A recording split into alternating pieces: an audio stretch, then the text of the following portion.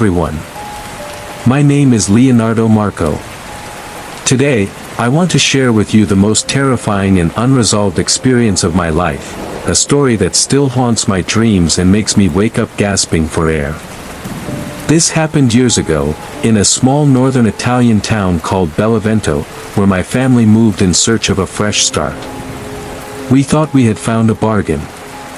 We had no idea we were stepping into the mouth of death itself. It was late spring, yet the days felt unusually heavy, as if the air itself was watching us. My father had been struggling financially.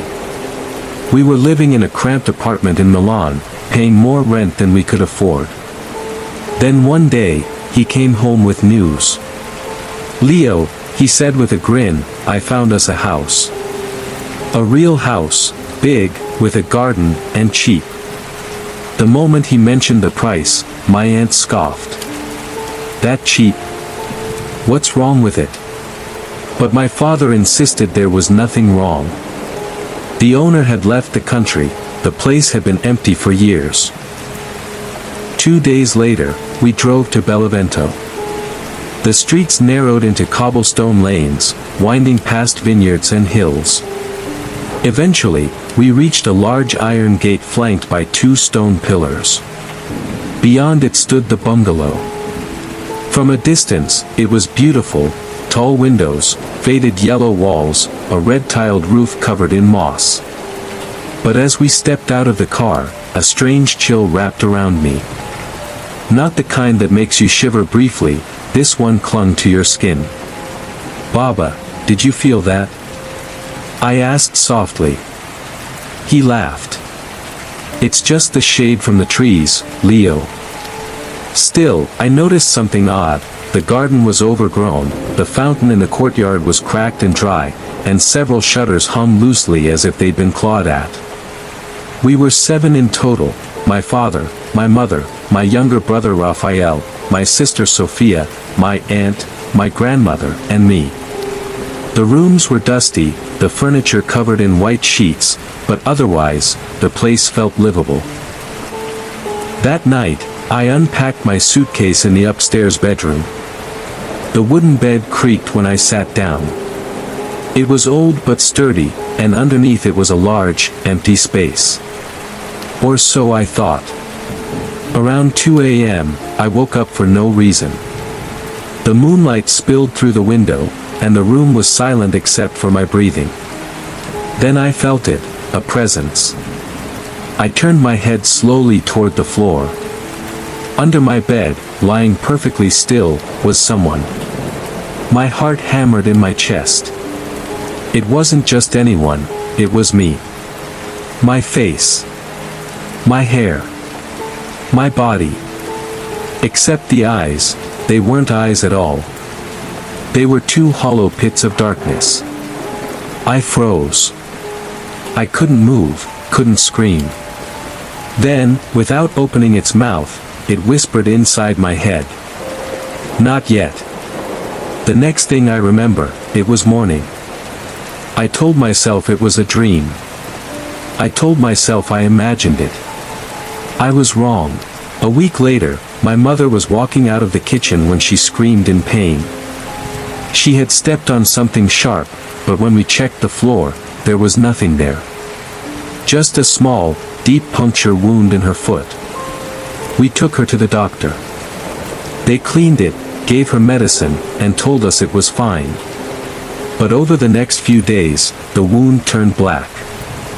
Her skin began to rot. Fever came. Hallucinations followed. She died within a month. No doctor could explain what disease it was. They said they had never seen something like it. After my mother's funeral, the house felt heavier. The shadows seemed longer. The walls groaned at night. Our pet cat, Luna, began acting strangely. She would hiss at empty corners, her fur standing on end. Sometimes she would stare at the ceiling, her eyes following something we couldn't see. One morning, we couldn't find her. After hours of searching, I went outside to check the roof. That's when I saw her. lying still in the farthest corner of the bungalow's sloping tiles. She was dead. Eyes wide open. Her mouth slightly ajar as if she had died mid-scream. There were no injuries. No signs of struggle. But her eyes, they were filled with a reflection of something that wasn't there. Raphael was the most cheerful in our family. He was 12, full of energy, and loved swimming. The bungalow had a small pond just a few meters away. We often played near it. One sunny afternoon, I was in the dining room when I heard my aunt shouting outside. I rushed out.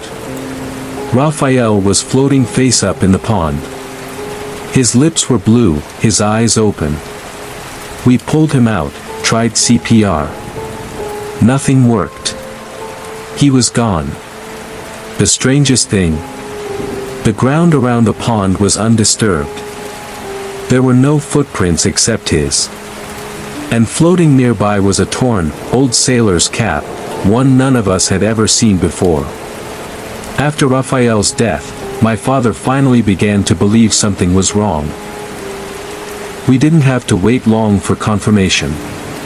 One evening, as the sun set and the church bells rang from the hill, an old priest came to our gate. His face was pale, his eyes troubled. "You must leave this house," he said without introduction. My father frowned. "Why?" The priest's voice dropped to a whisper. 50 years ago, a group of bandits raided this place. They slaughtered everyone, men, women, children.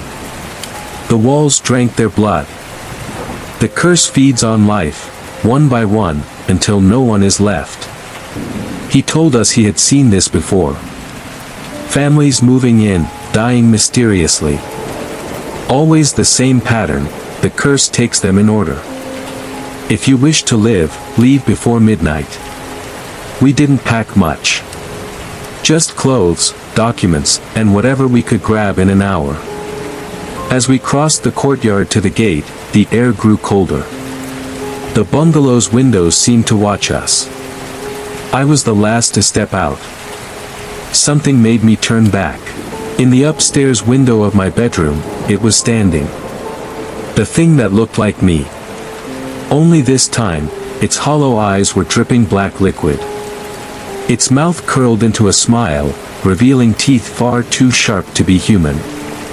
It raised a hand, smeared with blood, and whispered, though I was far away, I heard it clearly. "See you soon." We moved to a small apartment in Florence. Life went on, but not for me. Even now, when I wake up at night, I don't dare look under my bed. Because I know, one night, it will be there again.